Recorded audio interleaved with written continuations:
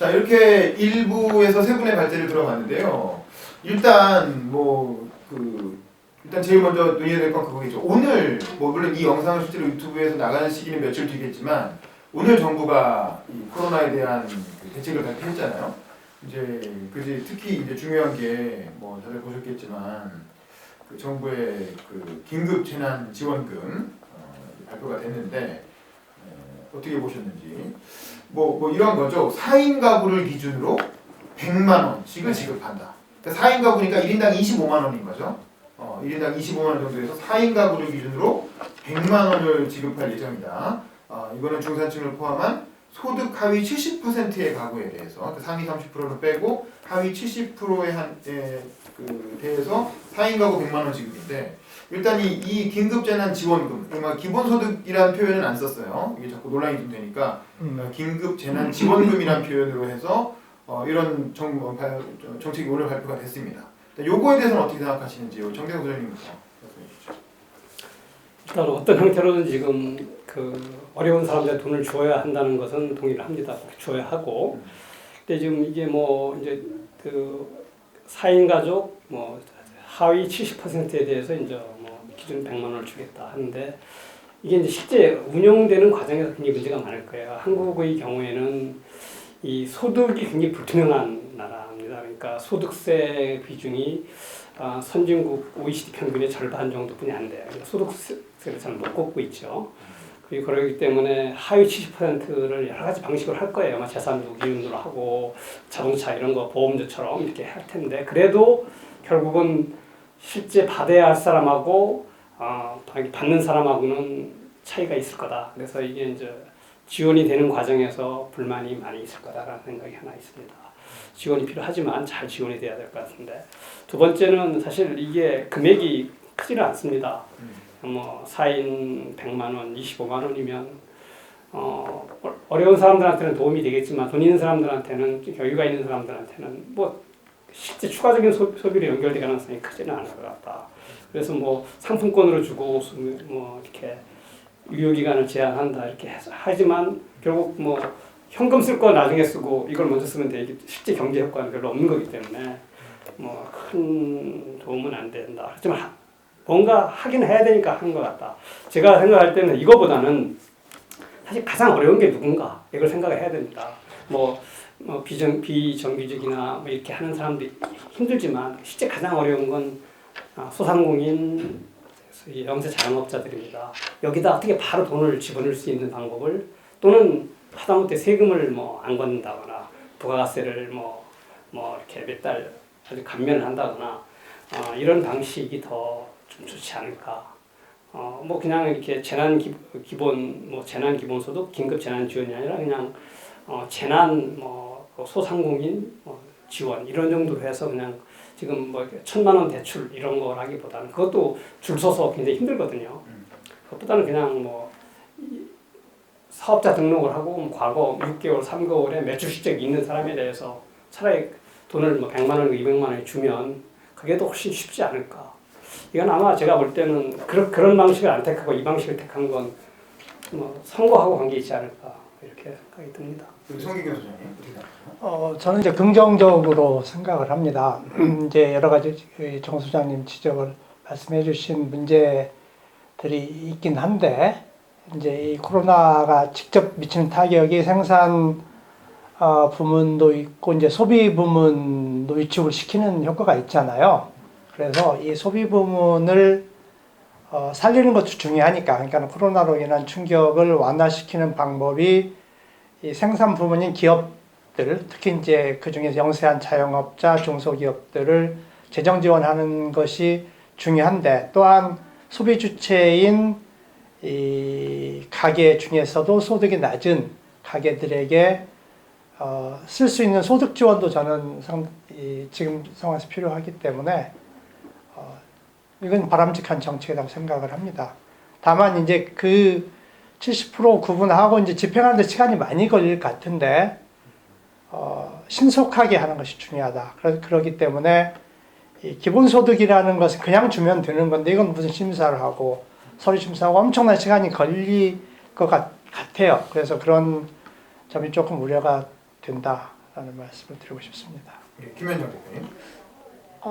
소상공인 입장에서는 뭐라도 주면 정말 뭐라도 주면 너무 감사한 일인데 그게 어떤 개념이냐면 아까 제가 이야기했던 월세가 아닌 생활비 개념으로 저희들에게 이득을 볼 수가 있는데 말씀하셨던 것처럼 금액은 너무 턱없이 작죠. 그러니까 아까도 월세 이야기만 했지만 사실은 저희들이 그 올스톱이 돼버리면 생활비를 충당을 하지 못하는 그런 것들이 나오기 때문에 사실 생활비 쪽으로 조금의 혜택이 있지 않을까, 그러니까 도움이 되지 않을까 근데 그게 크진 않고 정말 조금의 도움, 그러니까 아까 이야기했던 생존을 할 수 있을 정도가 되지 않을까, 버틸 수 있지 않을까라는 생각을 하는데 요즘 제가 생각이 드는 건 소상공인의 범위가 굉장히 다양해졌어요. 그러니까 지금 나라에서는 계속해서 뭔가 작은 가게들, 뭐 기존의 전통 가게들, 전통 상인들만 생각을 한다라고 생각이 들었는데 사실은 저희 주변만 봐도 소상공인들의 범위나 다양성이 너무 다양화되어 있는데 이 다양화되어 있는 것들을 전부 포괄하지 못하고 있다는 생각들이 너무나도 많이 들더라고요. 그래서 그런 문제점들도 있지 않을까라는 생각도 많이 했어요. 이를테면 어떤 예를 들면 치킨집이나 지금 하시고 계신 서점은 당연히 소상공인이 있잖아요. 전통적인 네. 의미에. 근데 다양한 소상공인이라는 게 어떤 건가요? 그러니까 예를 들면은 공방들이 저희 주변에 굉장히 많거든요. 그런데 그러니까 20대, 30대 애들이 주축이 되는 새로운 그런 자영업자들이 많이 생긴 거죠. 근데 이런 사람들을 위해서의 도움이나 아니면 제 친구들 같은 경우에도 장사는 하지 않지만 프리랜서로 활동하는 친구들이 굉장히 많아졌어요. 지금 시대에는. 근데 그 사람들을 모두 포괄할 수 있는 것들이 없지 않나라는 안타까움도 많았고 서점 같은 경우에는 원래 힘든 업종이었어요. 원래 힘든 업종이었는데 지금 코로나 사태가 오면서 더욱더 힘들어졌고 그 힘들어진 만큼 서점 사장님들은 거의 다 투잡을 하고 계시거든요. 그러니까 책을 팔면서 월세를 내고 다른 업을 통해서 생활비를 버는데 그 생활비를 버는 것들이 지금 올스톱 된 거예요. 저 같은 경우에는 이제 책 문화 컨텐츠 기획자로 일을 하면서 북콘서트 같은 것들을 이제 기획하고 진행을 하는 일을 하는데 이제 공연계나 이런 것들이 다 저희가 중단이 되어버리니까 이런 것들까지도 포괄하지 못하지 않나라는 것. 그러니까 기존의 소상공인이 가게만 열었다면 지금의 소상공인, 조금은 변한 소상공인들은 그런 프리랜서 분들까지도 포함을 해서 뭔가 다양한 정책들이 더 나와야 되지 않을까라는 생각 되게 많이 하고 있는 요즘입니다. 단순히 책만 파는 게 아니라 거기서 북 콘서트 같은 걸 열어서 일종의 문화 행사를 주최하는 역할도 하는데 어쨌든 사람이 오질 않으니까 어쨌든 수입이 없게 되는 거죠. 그러면 한 달에 부담하시는 월세가 어느 정도신 거예요? 50만 원 이상 되나요? 지금 저희 공간은 월세만 60이고요. 이제 부가적으로 큰 공간도 아닌데. 네, 전기세 이런 거 다 하면 기본적으로 65만 원 정도 나간다. 월. 근데 이번에 긴급 재난소득은 재난지원금은 25만 원 나온 거죠. 근데 중요한 건 현금이 아니잖아요. 그게 제일 문제인데요. 또 맞아, 상품권, 지역 상품권. 사실 저는 너무 절망을 했던 게 카드로 지급을 한다. 뭐 지역 상품권으로 나온다라고 했을 때 이걸 어디다 써야 되지? 오히려 남을 것 같은 거예요. 못 써서. 네, 이걸 어디다 쓰지? 지금 나는 근데 당장 월세를 내야 되는데 이거 못 쓰잖아라는 악순환에 또 빠질 수밖에 없는 거예요. 그 맞은편에 있는 데서 빵 사 먹는 수밖에 없는 그러니까 정말 안타까운 게 사장님들끼리 돌려 쓰는 거예요. 그거 도와주는 거예요. 네, 그런 걸로 할 수밖에 없겠죠. 그러네요. 그럼 정치권에서 주로 나오는 대안은 원래 재난 기본소득이었잖아요. 그래서 이제 김경수 지사나 이재명 지사나 이런 분들, 서울시 박원순 서울시장 이런 분들은 재난 기본소득이라는 이름으로 뭐 1인당 뭐 10만 원을 주네, 혹은 많으면 100만 원을 주네, 뭐 이런 식으로 얘기했는데. 이른바 이런 재난 기본소득론은 이 사태의 어떤 근본적인 대안이 될 수 있다고 보시나요? 어떤가요? 정대현 선생님이죠. 지금 뭐 긴급 재난 지원과 재난 기본소득과는 거의 형태가 비슷한 거죠. 그 대상을 어떻게 하느냐. 물론 기본소득으로 한다면 그냥 100%를 주고 주기적으로 주고 100%를 주고 정기적으로 준다. 뭐 정기적으로 준다도 재원이 없으니까 정기를 줄 수는 없을 겁니다. 왜냐하면 뭐 1인당 뭐 1인당 그 30만 원 주면은 그것만 해도 뭐 1년 주려면은 180조 들어가니까 그건 뭐 안 되는 거고요. 그러니까 주기적인 어떻게 1인당 100만 원을 준다고 쳤을 때 그게 50조가 넘으니까 이게 뭐 이거 장기적으로 지원될 수 있는 건 아닙니다. 그리고 또 뭐 재난 기본소득도 우리 그 김현정 대표님 말씀하셨다시피 이것도 소비 진작을 위해서 상품권으로 줄 가능성도 굉장히 크거든요. 현실적으로 들어가면. 그렇기 때문에 지금 이 문제는 뭐 그냥 나쁘지는 않은 정책입니다. 그리고 하고 뭐 지금 이 상황에서 조금이라도 경기를 활성화시키고 소비를 늘려야 되기 때문에 필요하다고도 보지만 사실은 아까운 돈인데 이 돈을 좀 더 효율적으로 쓸 수 있다고 생각을 합니다. 그렇게 하는 것은 지금 우리 김윤정 대표 얘기한 대로 가장 어려운 사람들한테 돈을 줘야 되는 거거든요. 그리고 이제 실업급여를 차라리 추가적으로 준다거나 일하다 지금 빡 잘려 나온 사람들이 많으니까 실업급여에다가 뭐 50%를 얹어준다거나 네? 현금으로. 그리고 뭐 아까 말한 대로 지금 사업하시는 분들, 사업자 등록이 있는 분들, 매출이 있는 분들 이런 있었던 분들한테 뭐 이렇게 돈을 준다거나 또는 뭐 제가 아까 발표했다시피 임대료를 그냥 뭐 50% 이하로 깎아준다거나 뭐 이런 강제적으로 뭐 이런 정책들이 의미가 있지. 이 재난기본소득은 결국 아까운 재정만 소비할 뿐 실제 효과는 크지 않을 것 같다 이렇게 생각을 합니다. 네, 우리 성기경 소장님. 이제 우리 김현정 대표 이야기처럼 실제로 이제 사업을 영위하는 사람들이 이제 한계에 와 있으니까 사업을 접어야 될 위기에 처한 사람들에게 유지할 수 있는 재정 지원이 이제 꼭 필요하다고 생각을 해요. 그런데 이제 그 이제 사업하는 입장이고 실제로 소비자인 가게 입장에서도 소득이 주는 사람들이 상당히 나오고 있으니까 그런 사람들에 대한 소득 보조도 저는 꼭 필요하다고 생각을 합니다. 다만 그거를 선별해서 심사하고 이런 게 굉장히 복잡하고 시간이 많이 걸리는데 지금 이제 재난 지원하는 것은 신속한 것이 굉장히 중요하니까 그런 어떤 절차를 좀 많이 생략할 수 있는 기본소득에 가까운 형태를 취한 것이 아닌가라는 생각이 듭니다. 그래서 저는 이것도 필요하고 그래서 이러한 재난기본소득 또는 재난지원금에다가 이러한 사업자를 하는 영세한 사업자들, 벼랑 끝에 몰려있는 사업자들에 대한 재정지원, 다양한 형태의 재정지원이 병행되는 것이 중요하다고 생각합니다. 우리 김현정 대표님은 혹시 생각해 보셨나요? 재난기본소득 논의라는 거에 대해서? 근데 공감을 하는 게 사실은 전체적으로 자영업자들이 분명히 전반적으로 매출은 떨어졌겠지만 제가 봤을 때 아직까지 잘 유지되는 공간도 분명히 있어요. 그래서 그런 걸로 약간은 상대적인 박탈감도 있어요. 그냥 업종별로 너무나도 다르기 때문에 그래서 전반적으로 다들 매출은 떨어졌겠지만 타격이 적은 것도 분명히 보이고 있어서 과연 전체적으로 정말 다 주는 게 맞는가라는 생각도 했지만 그것들을 말씀하신 것처럼 일일이 심사하기에는 너무나도 시간이 많이 걸린다는 거죠. 그래서 그런 한계들도 많이 느끼고 있고 사실 재난기본소득이라고 하는 게 사실 소상공인들을 위한 건 아니잖아요. 그러니까 소상공인들을 위한 지금 나와 있는 게 단순히 그냥 착한 임대인 사업을 부추기는 것과 그리고 대출밖에 지금 없는 실정이거든요. 그래서 사실 저희가 지금 느끼고 있는 저희들만의 어려운 자영업자들이나 소상공인들만의 그런 정책들이나 도움들은 사실 뼈저리게 느끼고 있지는 않은 것 같아요. 그래서 아까 발제자들께서 주장하신 분이 특히 이제 부동산 쪽에 많이 집중이 되는데 특히 정대영 소장님 같은 경우는 이 상업용 임대차 계약을 무효화하는 대통령 긴급 명령을 발동하자 라면서 이제 1972년 사채 무효화 조치까지 언급을 하셨어요. 뭐 그런 전례도 있긴 하니까 해볼 수 있는 거 아니냐라고 얘기하셨는데 그건 군사정권 때 있었던 일이라 이 과연 현재 가능 이런 생각이 들긴 하는데 일단 김현정 대표님 거꾸로 이번에 어떻게 생각하세요? 정대용 소장님의 그 제안에 대해서는? 그러니까 저희도 그 이야기를 이렇게 사장님들께 나왔을 때 웃어 넘기면서 이렇게 하는 이야기인 거죠. 제발 그랬으면 좋겠어요. 상상을 해보는, 망상을 해보면서 하는 건데 사실은 저희도 그 사당 일동의 공방연합회가 따로 있어요. 그래서 모여가지고 어떻게 버틸 것이냐 아니면 이 사태에 대해서 우리는 건물주들에게 어떻게 할 수 있을까라는 이야기를 하다가 가장 힘이 됐던 거는 사실 저희들은 을이기 때문에 저희끼리 뭔가를 할 수가 없어요. 근데 도움을 주는 게 주민센터에서 저희는 같이 지원이 나와서 이야기를 하고 있거든요.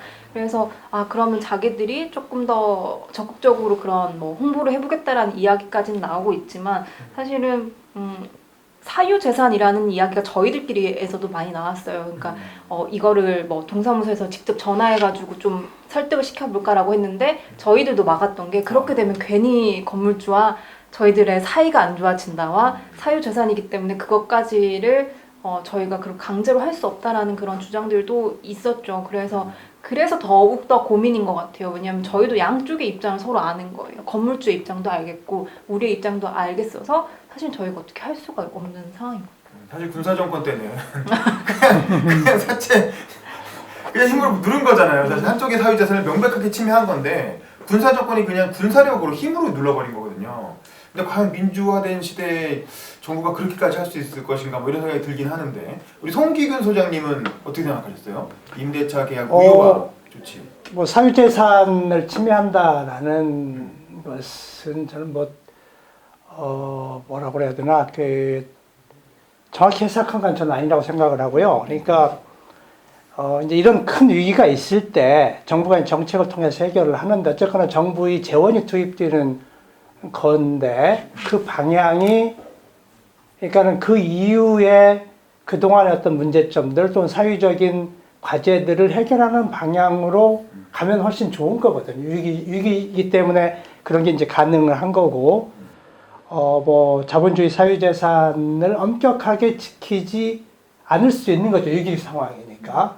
다만 그렇게 했을 경우에 효과가 크다면 할 수도 있다고 생각을 해요. 그러니까는 사유재산을 우리가 사유재산을 뭐 국가가 몰수하거나 공유하는 것이 아니고 거기서 창출되는 이익을 일부 제한을 하는 것이기 때문에 뭐 사유재산을 침해가 굉장히 심하게 됐다 이런 건 아닌 거라고 생각을 하고요. 근데 우리 사회가 지금 가장 심각한 문제가 부의양극화고 부의양극화가 두드러지게 나타나는 것이 건물주와 임차인, 지금 자영업자와 건물주의 관계고 이게 이제 옛날로 치면 지주와 소작인의 문제란 말이죠. 그러니까는 한쪽은 뼈빠지기라고 그러고도 엄청 적자를 볼 수 있는데 한쪽은 아무 노력도 안 하고 그냥 따먹는단 말이에요. 그러니까 나는 그렇죠. 건물을 소유하고 있다. 소유해서 생기는 걸로 리스크는 안 지고 이 경제에 굉장히 부정적 영향을 미치는 건데 이런 경제의 큰 위기이기 때문에 국민의 컨센서스가 형성이 되면 이런 어떤 큰 과제를 해결하면 그 이후에 우리 경제는 상당히 좋은 쪽으로 자본이나 우리 국가적인 자원이 경제에 도움되는 쪽으로 흘러갈 수 있는 제도이긴 해요. 그런데 저는 과연 이 정부가 지금 현재 민주당 정권이 그럴 의지가 있느냐 아주 큰 의구심을 가지고 있어요. 그럴 의지가 있다면 굉장히 우리 정 소장님 제안한 것이 굉장히 좋은 우리 한국 경제를 좋은 쪽으로 흐르게 하는 좋은 계기가 될 수 있는데 저는 지금 현재 정부와 민주당 정권은 그런 의지가 전혀 없어 보인다. 가능성이 그래서 높지 않다라는 판단이 듭니다. 아쉽습니다. 의지 문제다. 예. 우리 송 소장님도 아까 그런 말씀하셨는데 총선 때문에 예. 이른바 건물주들의 표를 잃을까봐 두려워서 그런 정책을 안 하지 않겠느냐 뭐 이렇게 생각하신 거죠? 실제로 사유재산권 침해 논란도 있을 수 있지 않겠습니까? 이건 뭐 사유재산권 침해는 어떻게 보면 아닙니다. 왜냐하면 뭐일 수 있지만은 집을 국유화하는 게 아니거든. 예전에 1948년, 49년 토지 개혁은 토지를 몰수해서 나눠준 거거든요. 그게 아니고 단지 지금은 임대차 계약이 지금 우리나라는 굉장히 유럽이나 이런 다른 나라에 비해서 이게 임대차 계약이 건물주에게 굉장히 유리하도록 대부분 돼 있어요. 집도 주택도 그렇고 상업용 건물도 그렇고 이것을 좀 뭐 막 지멋대로 올리거나 이런 것들이 지금 그리고 뭐 일방적으로 뭐 이렇게 내쫓거나 뭐 굉장히 이 임차인은 흔히 열악한 여건 속에서 사업을 해야 돼요. 그러니까 좀 잘 되면 쫓겨나기도 하고 이게 사유재산이 보호라고 저는 생각하지는 않아요. 그러니까 일방적으로 어떤 갑을이 여기도 있는 거예요. 갑을이 꼭 뭐 여기 재벌과 뭐 하청업자 그다음에 그다음에 고용주와 뭐 피고용 이런 데만 갑을이 있는 게 아니고 이 건물주하고 그러니까 임대인과 임차인도 갑을 관계가 특히 상업용 건물은 굉장히 심합니다. 왜냐하면 장사 잘하면 쫓아내면 되는 거기 때문에 쫓겨나면 쫓겨나가는 거고 그리고 뭐 여러 가지 더 들어가면 진짜 비리도 많아요. 뭐 어떤 기업에 들은 건데 뭐 그냥 임대료를 너무 조금 받는 형식으로 하기 위해서 집 건물주 친척을 자영업자 그러니까 임차인 직원으로 해서 돈도 빼먹는 사람도 있고 여러 가지 얘기를 들었어요. 그 정도까지 뭐 적은 사례지만 이건 사실은 그것도 균형을 맞춰주는 거라고 생각하면 돼. 일방적으로 지금 그 한쪽을 위해서 그 이렇게 제도나 왔던 것을 이제 균형을 맞춰준다. 그리고 여기서 중요한 게 뭐냐면 이렇게 제가 주장하는 안은 뭐 50%를 좀 낮출 수도 있고 아니면 해지할 수도 있는 거거든요. 해지해서 새로운 사람을 구해 넣으면 돼요. 그러면 이건 여기 아니 지금 경제가 위기라고 하는 거 아닙니까? 위기죠. 위기면은 내가 도저히 사업이 안 되는데 손을 털 수라도 있어야 되잖아요. 털을 수가 없어요. 왜냐하면 지금 계약이 1년이라도 남아 있으면 보증금 다 날려야 되거든요. 그러니까 그 출구라도 만들어주는 거기 때문에 그리고 그러면 시장에 맞춰서 새로운 시장에 맞춰서 위기니까 새로운 시장에 맞춰서 새로운 형태의 계약. 새로운 형태의 계약을 다른 사람하고 해도 돼요. 그렇기 때문에 뭐 일방적으로 지금 현재 이 상황에서 위기가 왔을 때 일방적으로 피해가를 보는 임차인한테도 좀 어떤 위기를 극복할 수 있는 시간과 기회를 주는 거라고 생각한다면 뭐 집을 뺏는 것도 아니고 그리고 지금 이미 경제 상황은 계약이 옛날에서 그런 경제 상황은 새로운 임대차 계약을 요구하고 있는 거예요. 왜냐하면 사업이 안 되니까 사업에 맞추어서 임대차 계약은 이루어지는데 그것을 못 쫓아가니까 왜냐하면 그게 어떤 계약 기간 때문에 그것을 조금 이렇게 현실에 조정을 해주는 거라고 생각한다면 제가 볼 때는 사회자산 침해라고 볼 수 없고 경제에 대한 적응력을 빠르게 해주고 신축적으로 해주는 과정이다 생각하면 아무것도 아니거든요. 이거요. 할 수 있다. 그리고 사실은 뭐 현재 정부는 민주정부잖아요. 민주정부고 정의로운 정부라고 하고 서민을 위한 정부라고 합니다. 그러면은 이런 정책이 굉장히 필요한 거죠. 그리고 1972년도에 사실은 뭐 군사정부일 수도 있고 독재정부일 수 있는 정부도 이게 이러한 사채 진짜 그때는 이게 어떻게 보면 경제의 암덩어리였는데 이것을 상당히 깨놓은 거거든요. 지금은 우리 경제의 암덩어리가 부동산입니다. 여기 건물주 돈 있는 사람들은 다 건물주가 되려고 하거든요. 뭐 인기 스타건 연예인이건 고위 공직자건 다 건물주가 되려고 해요. 그러니까 그것을 막아주는 것도 되는 거기 때문에 이걸 그냥 한번 좀 더 크게 나라를 본다면 뭐 집도 뺏는 것도 아니고 그냥 새로운 계약을 맺을 수 있게 해주는 거기 때문에 저는 의지만 있으면 꼭 해야 된다고 생각합니다. 김현수 대표님 어떻게 생각하세요? 사실상 일어나면 저희한테 너무나도 좋은 너무나도 좋은 그런 건데 되게 안타까웠던 게 자영업자 분들의 이제 인터뷰를 담은 것들을 보다가 지금 이걸 그만둬도 할 게 없다라는 말씀이 너무 마음이 아팠었어요. 그러니까 나이가 조금 있으신 어머님 분들 같은 경우에는 이걸 그만두고 싶은데 저도 지금 어떻게 할 수가 없다랑 비슷한 이야기는 저희 서점에는 이제 아르바이트를 구하는 대학생 친구들이 되게 많아요. 그 친구들도 지금 구할 수가 없다라는 이야기가 나오더라고요. 그래서 그런 상황들이 되게 안타깝지 않나라는 생각들이 드는데 해지할 수 있게끔 하는 것은 굉장히 좋은 생각이라는 생각이 들어요. 그러니까 기간이 너무 많이 남아서 해지할 수 없는 분들이 억지로 나오고 있다면 그것들을 조금 생각해 줄 수 있지 않나라는 생각이 해지하고 보증금 돌려받고 네. 사업에서 철수할 수 있는 네. 손해 안 보고 네네 그런 것들은 좋은데 거기에서 또 이면이 있는 게 그냥 정말 코로나와 상관없이 장사 안 됐던 분들이 계시거든요. 네 그런 분들이 이제 그때에 맞춰서 또 나갈 수 있는 그런 상황이 되지 않을까 해서 사실 들으면서도 이거 되면 좋은데 또 막 그럼 이런 상황이 일어나네 뭐 이런 생각으로 사실 저는 너무 복잡한 것 같아요. 그렇죠. 근데 뭐 총선 전에는 아마 근데 총선 이후에 한번 뭐 고민해 볼 수 있지 않을까 그런 생각이 들긴 하네요. 그 혹시 이 문제 관련해서 조금 더 아닙니다. 또 뭐 그리고 송기균 소장님이 얘기하신 건 임대주택 등록자에 대한 혜택, 특혜 이제 그 부분을 집중적으로 이제 제기를 하셨는데 결국 이제 코로나 사태로 해서 주식은 폭락을 하고 있는데 주택 가격은 완만한 상승세를 이어가고 있다는 거죠. 물론 일부 지역에 따라서 요즘은 좀 하락하는 데도 있다고 하긴 하는데 이렇게 주택 가격이 흔들리지 않는 이유는 결국 이 정부가 실시한 임대주택에 대한 어떤 특혜, 임대주택 활성화 방안이 효력을 발휘해서 그렇게 되고 있는 게 아니냐라고 이제 얘기를 하셨어요. 근데 이제 아마 김수현 전 정책실장이 주도한 정책으로 알려져 있고, 그렇죠. 김수현 실장 책에서 이 내용을 본 적이 있는데, 제가 이해한 그 정책의 취지는 뭐 이런 거예요. 지금 다주택자가 워낙 많은데 임대주택으로 등록된 경우가 많지 않았기 때문에 그분들에게 정당한 세금을 거둘 수가 없었다는 거지. 그래서 일단 처음에는 등록을 하게 하는 게 우선이고 등록을 하게 하려다 보니까 한시적으로 혜택을 준 거죠.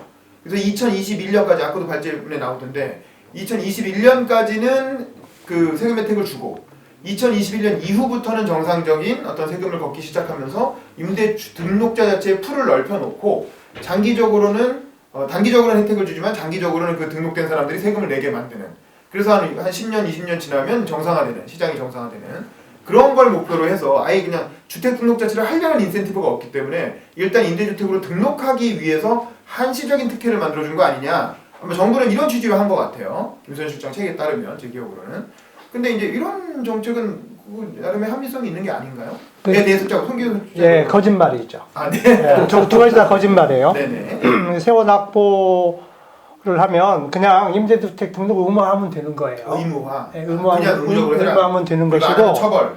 그렇죠. 근데 하지 않더라도 이미 지금 모든 주택이 전산화되어 있기 때문에 100% 파악이 가능해요. 아, 주택 매매가 일어나면 다 실거래처에서 신고하게 아니, 되고. 예, 그렇죠. 거래가 일어나면 그러니까 지금 어떤 사람이 주택을 세 채를 가지고 있는데 한 채는 자기가 살면 두 채는 임대니까 그 파악을 하기 위해서라고 하는데 이미 그거는 전산으로 주민등록 치면 세 채 소유한 게 나오기 때문에 두 채는 뭐 임대주택인 거죠. 라는 것은 뭐 그렇죠. 그러니까 이미 그 세원학부라는 거짓말이고요.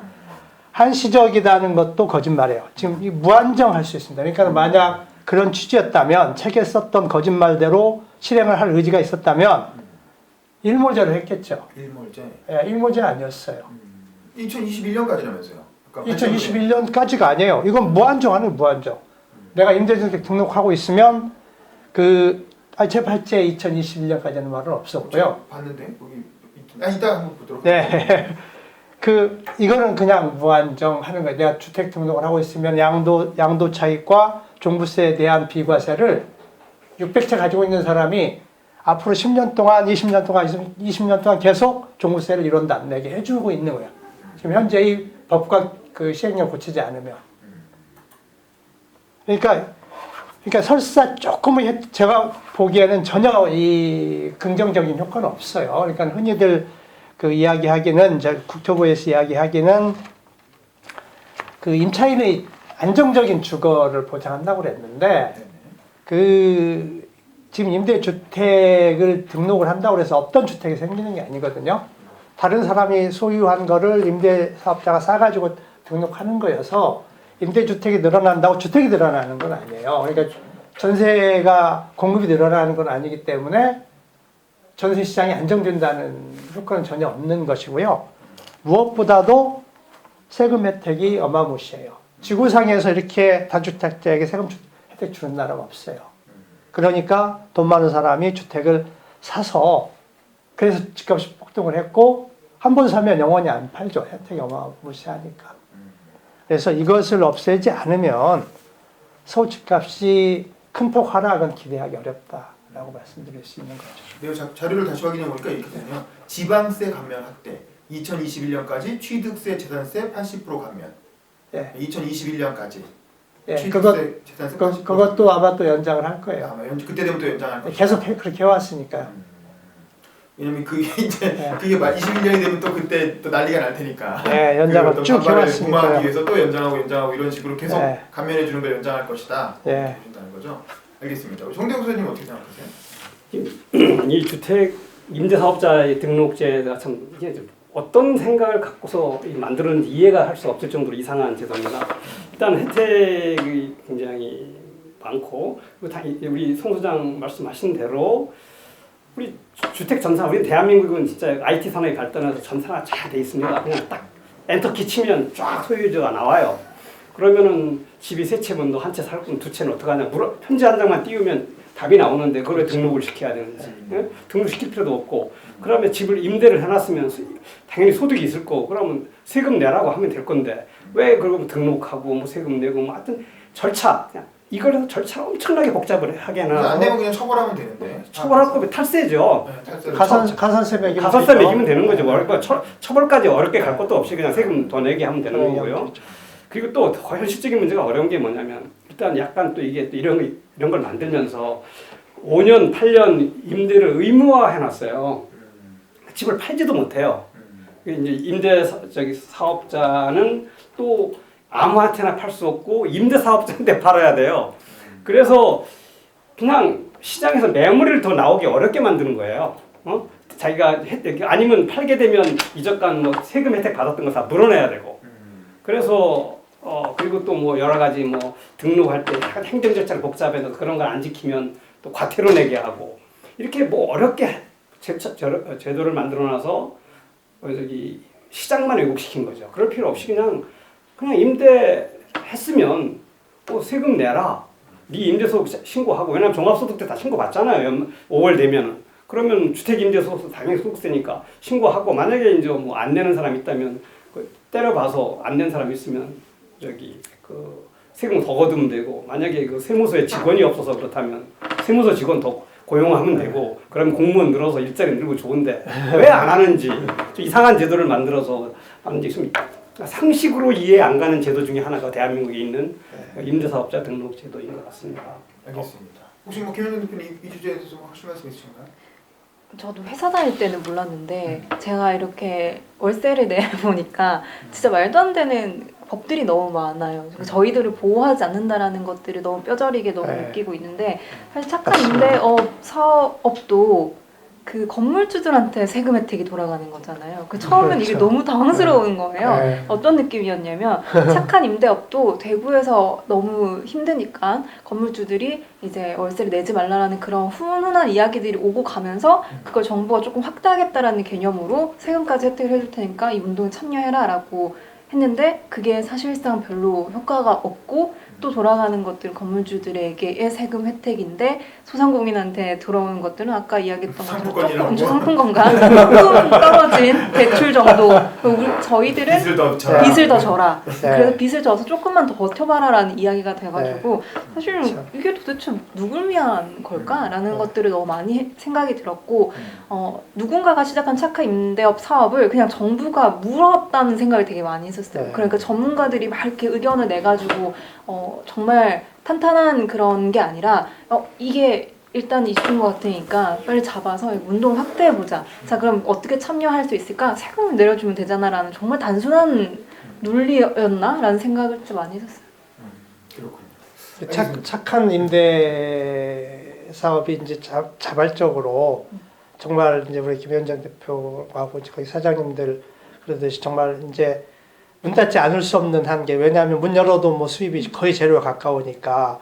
그러니까 건물주가 보기에 이 사람 나가면 비워둬야 되고 새로운 사람이 들기 어려우니까 물론 착한 마음도 있긴 하지만 계속 그 임차인이 사업이 유지돼야 자기도 계속 받을 수 있으니까 좀 낮춰주는 거잖아요. 근데 그거를 정부가 낮춰주고 있는 자발적으로 있는데 거기에 좋아 낮춰주고 그러니까 고마우니까 세금 50% 보전해줄게 나온 거란 말이에요. 근데 자영업자들은 지금 그것 말고도 굉장히 많은 재원을 받아야 되는데 재원이 부족해서 자영업자를 제대로 못 도와주면서 그 재원을 건물주에게 주고 있다는 거는 저는 그걸 발표 나오고 딱 드는 생각이 이 정부에서 정책을 담당하는 고위직들은 오매불만 건물주 어떻게 이익 줄까만 생각하는구나. 그러지 않고서 어떻게든 정책이 나올까 이런 생각이 들었어요. 자기들이 건물주일 가능성도 있습니다. 뭐 그러겠죠. 항상 그 생각을 하고 있었겠죠. 주식시장이 단기적으로는 뭐 좀 좀 폭락하고 있고 근데 이제 이게 또 각국의 정부들이 다 양적 완화를 해가지고 돈을 풀고 있기 때문에 자산 가치가 어쨌든 전체적으로 좀 떨어지면서 이게 장기적으로 부동산에도 악영향을 미칠 것 같고 막 그런 생각이 드는데 또 하나 재밌는 점은 주식 가격이 떨어지니까 요즘 삼성전자 주식이 많이 떨어져가지고 외국인들이 빠져나가는데 또 국민들이 많이 사는 거예요. 그래서 삼성전자 저희 집도 어머니가 사셨다니 어쨌든 그러니까 삼성 옛날에 꿈도 못 꿨던 가격이었는데 이제는 좀 해볼 만한 정도 가격이 된 거죠. 그래서 오히려 주식시장이 좀 건전화되고 있는 게 아니냐 뭐 이런 지적도 일부 있어요. 뭐 이런 거에 대해서는 어떻게 우리 김현정 대표님 혹시 주식 하시나요? 저는 안 해요. 저희가 무슨 돈이 있어서 주식을 하겠는데 월세도 못 내고 있는데 주식 팔아서 월세 내야죠. 할 수 있는 거 다 팔아가지고 주식은 내야 되는 근데 되게 그 지금 주식 왔다 갔다 하잖아요. 똑같이 소비자도 지금 왔다 갔다 해요. 손님들이 하루가 달라요. 그 평균이 있어야 되는데 그들의 심리도 계속 왔다 갔다. 한 날은 또 이상하게 또 있어요 손님들이. 근데 한 날은 또 없고 그런 계속 왔다 갔다 하는 것들이 사실 저희도 좀 느끼고 있어요. 주식이 오르면 사람들이 물건 사러 오는 게 아닐까요? 주식이 오르면 이제 이렇게 페이퍼 물가를 많이 사먹고 책이나 한 번 더 살까? 우리 송대웅 소장님 어떻게 생각하세요? 주식시장에 비치는 변화가 지금 뭐. 이게 경제를 크게 보면 주식은 기업 가치를 나타내는 거고, 그러니까 주가가 오르면 기업이 좋은 거고, 결국 여기 생산이 경제가 잘 돌아간다는 것은 기업이 잘 기업 활동을 잘한다는 거고, 주가가 오르면 뭐 기업이 좋고 경제가 잘 되고, 또 주가가 오르면 배는 아픈 사람이 좀 생길지 모르지만 피해 보는 국민은 없어요. 그렇죠. 네? 네. 좀 내가 나도 주식 저거 못해서 좀 억울하다 이런 생각이 있지만. 네. 뭐 삼성전자 주식이나 뭐 현대차 주식이 오른다고 해서 그 다른 사람이 그렇게 손해 볼 건 없고 네. 현대차나 삼성전자는 좋고 거기 할 사람 돈 벌죠. 근데 부동산하고 건물은 또 틀립니다. 이게 오르면 당연히 집세가 오르게 돼 있고 또 무주택자는 더 어려워지고. 예? 그래서 부동산하고 이 주가는 틀린다. 주가가 오르는 것은 대체적으로 경제가 좋아지는 거고 경제한테 플러스 요인이 굉장히 많은 거고 부동산이 오르는 건 나빠요. 나쁜 게 훨씬 많습니다. 훨씬 많죠. 네? 그렇게 좀 경제를 정책 당국자들이 좀 봐야 될 것 같은데 우리는 정책을 하는 사람이 주로 부동산만 띄우는 정책을 부동산 투자하는 사람만 도와주는 정책이고 주식을 하는 사람들은 별로 이렇게 도움도 안 되고 혜택도 없어요. 그래서 다행히 이제 지금 그러다 보니까 외국인만 주로 주식시장을 사서 한국의 주식시장은 외국인들이 놀이터였죠. 그러다 이제 요번에 어쩔 수 없이 그 사람들이 이제 빠져나가면서 이제 우리 개인 투자가들이 들어오고 있는데 저는 요때 굉장히 중요한 시기다. 네. 그래서 이 개인 투자가들을 또 보호할 수 있는 또 그리고 좀 이렇게 그 사람들이 주식시장에서 오래 머물 수 있게 네. 할 수 있는 정책들을 좀 만들어줘야 된다. 그러면 오히려 자금이 저기 부동산에서 주식 쪽으로 가서 그다음에 기업도 좀 또 자금을 조달할 수 있고 또 주식을 해서 돈 번 사람이 좀 돈도 써서 자영업자도 나아질 수 있고 뭐 이렇게 해서 경제가 좀 더 선순환되는 과정이 될 수 있을 것 같습니다. 그래서 이번 기회에 좀 들어오시는 분들이 주식시장 들어오시는 분들이 저기 좀 굉장히 그 좀 애국자라고 저는 생각합니다. 물론 돈을 벌겠다고 오는 거겠지만 사실 그게 가장 저는 경제가 잘 돌아가는 게 스스로 돈 벌겠다고 하는 사람들이 많아지고 그 행위가 경제가 좋은 방향으로 갔을 때가 경제가 좋아지는 거거든요. 뭐 이렇게 애국한다고 경제 행위를 하는 게 아니라 자기 돈을 벌겠다고 열심히 했는데 그게 경제가 발전돼야만 좋은 제도거든요. 그러니까 우리는 부동산 쪽에서 돈을 버는 건 경제를 망치는 길이고 주식 쪽에서 돈을 버는 건 그나마 경제에 굉장히 플러스가 되니까 요번 기회에 좀 주식시장을 좀 이렇게 보호하고 지원할 수 있는 그런 정책이 좀 나왔으면 좋겠다 생각합니다. 우리 성경윤 소장님 혹시 덧붙이실 주식 문제에 대해서? 네, 주식이 이제 정 소장님 말씀처럼 이 주식 쪽으로 돈이 몰리면 기업이 자금 조달을 잘할 수 있으니까 이 생산 쪽으로 돈이 흘러가니까 좋은 거잖아요. 그런데 지난 상당히 오랜 기간, 특히 문재인 정부 이후에는 이 주식시장이 계속 내렸어요. 내렸는데 그 기간에 외국인은 계속 샀습니다. 그러니까 내국인 돈이 계속 빠져나갔는데 빠져나간 이유 중에 하나가 부동산으로 간 거예요. 그래서 부동산 가격을 올렸단 말이죠. 근데 이제 최근에 폭락하는 장에서 지금 굉장히 많은 개인 자금이 들어오고 있어요. 2월, 3월 달에 뭐 25조에 30조가 굉장히 많이 들어왔단 말이죠. 그래서 이제 그리고 또 하나는 이 주식 가격이 내렸는데 이제 소위 말하는 이 기업의 내재 가치와 주식 가격을 비교하면 대체로 전문가들은 저평가되어 있다라고 이야기를 해요. 미국이나 다른 나라에 비해서 이제 저평가되어 있는 상황에서 돈이 이제 많이 들어오고 있기 때문에 바람직해서 이걸 유지를 해야 되는데 저는 그 정책적으로 이 주식 시장의 자금이 들어오게 하려면 투자 심리가 살아나야 되는데 이 살아나게 하는 방법 중에 하나가 부동산 시장의 투자 심리를 꺾는 것이 중요하다고 봐요. 돈이 많은데 지금 부동산은 흘러가고 있잖아요.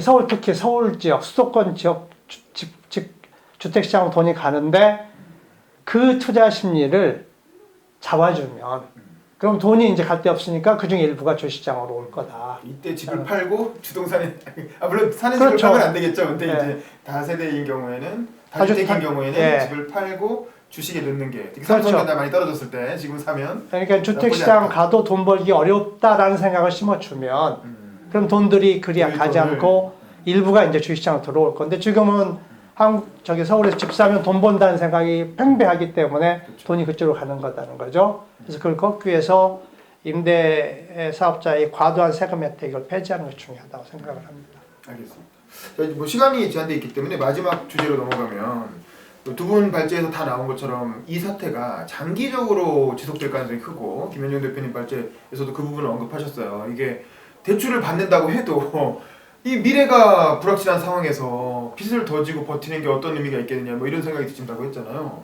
그래서 이렇게 이 코로나발 세계의 어떤 경제 불황이 장기화될 때 과연 우리는 어떻게 대처를 해야 될 것인가? 소상공인 입장에서 소상공인 나름의 또 대처해야 될 그 방향이 있을 것 같고 또 경제 주체 각자 개인은 개인 입장에서 또 정부는 정부 입장에서 기업은 기업 입장에서 각자 이 장기적인 경제 불황을 어떻게 헤쳐나가야 된다고 생각을 하시는지 의견을 좀 들어보도록 하겠습니다. 이번에 거꾸로 우리 김현정 대표님부터 말씀해 주실까요? 혹시 뭐 본인 좀 계획하고 계신 게 있으신가요?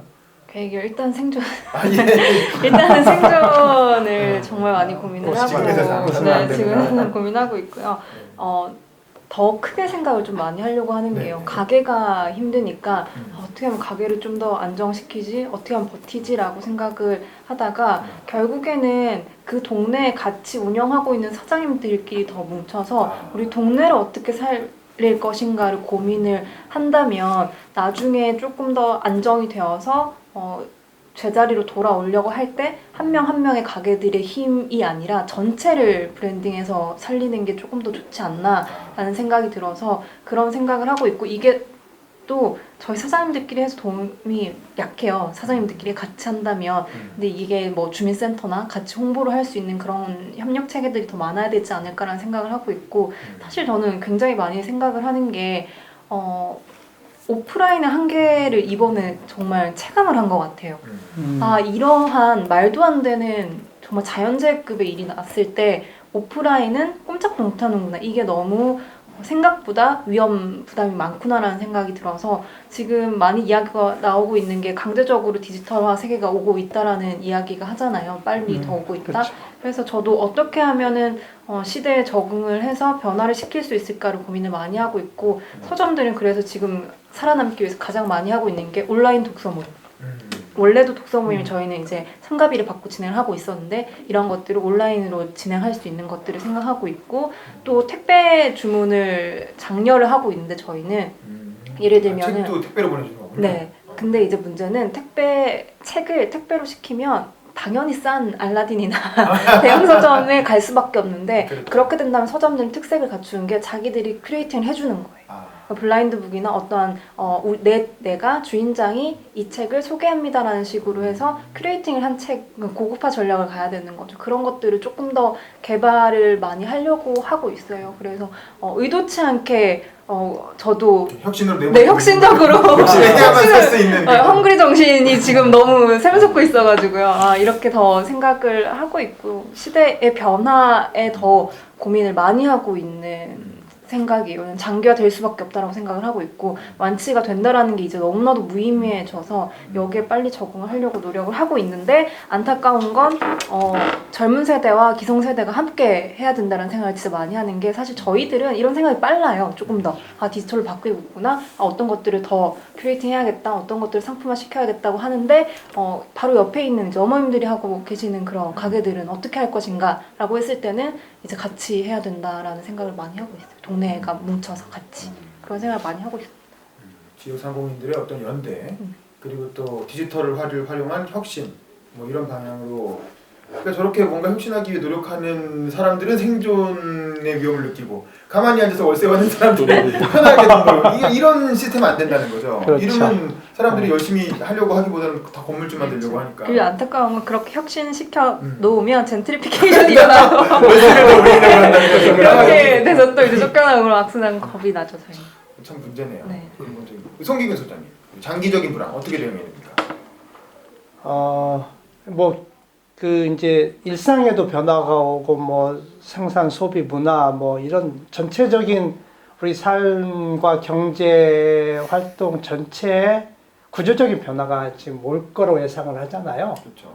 엄청난 변화가 오면은 많은 변화가 있을 거기 때문에 이제 모든 사람이 그 관심을 가지고 보고 있는데 그게 자기 삶에서 그러니까 이제 그 꼭 투자라든지 재테크라든지 뭐 이런 것이 아니더라도 전체적으로 어떤 변화가 있는지를 보는 게 좋겠다라는 뭐 이제 하고 있겠지만 그리고 저 같은 경우는 경제를 공부하고 좀 우리 이 한국 사회가 좀 더 나아지기 위해서는 어떻게 해야 되는지라는 어떤 이 정책 대안 같은 걸 찾아서 많은 사람들에게 알려주는 일을 하고 있기 때문에 지금 자본주의 어떤 큰 변화라는 게 사실 2008년 금융위기 한번 큰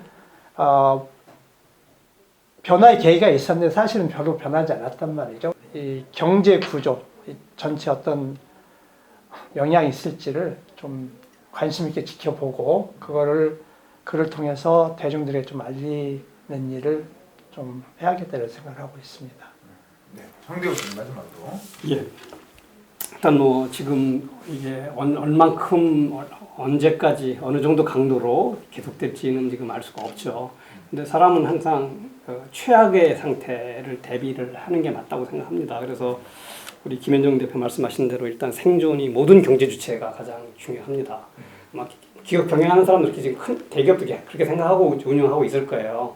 그리고 뭐 여기 자영업자도 결국 살아남는 사람들이 이제 강한 거기 때문에 그리고 이제 이건 꼭 정부도 마찬가지입니다. 그래서 재정도 아껴 써야 되는 거고요. 금융기관들도 위험 관리해야 되고 지원도 하면서 이게 모든 게 살아남는 게 중요하다 이렇게 생각을 하면서 결국은 살아남으려면 이제 고통 분담뿐이 없습니다. 그래야 오래 가는 거지. 누가 많이 갖고 있으면 결국 경제 전체가 살아남기 어렵다.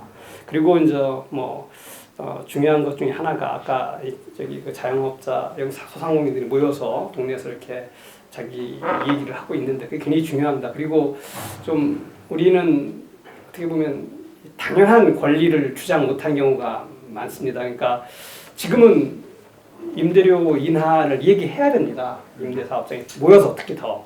왜냐하면 세상이 바뀐 거거든요. 비상시기고 위기고 이건 지금 세상이 지금 어떻게 될지도 모르는 판인데 이 지금 임대료는 정상적인 시절에 예상을 하고 맺어진 임대료입니다. 그러니까 이것도 지금 이렇게 바뀌었다. 그렇다고 해서 세상이 이렇게 바뀌었기 때문에 예전에 이게 무조건 뭐 2년, 3년 뭐 이렇게 임대 계약대로 가서는 안 된다고 하는 건 너무 당연한 거다. 이걸 주장하고 이걸 임대인한테 그러니까 주장뿐 아니라 정부에서도 주장을 해야 돼요. 그래서 제가 얘기한 뭐 이렇게 기존 계약을 해지하고 무효화하는 것은 제가 볼 때는 이건 자본주의 사회, 자본시장의 원리에 너무 더 정확히 맞는 거예요. 거꾸로. 안 맞는 게 아니고 시장 원리에. 그러니까 이런 것들을 주장하고 얘기하고 해서 스스로 이렇게 바꾸려는 의지가 있어 혁신도 하지만 이 정책, 정부 여기에 대해서 요구를 할 수 있어야만 모여서 그러면 나라가 바뀌지 않을까 이런 생각을 해봅니다. 네. 알겠습니다.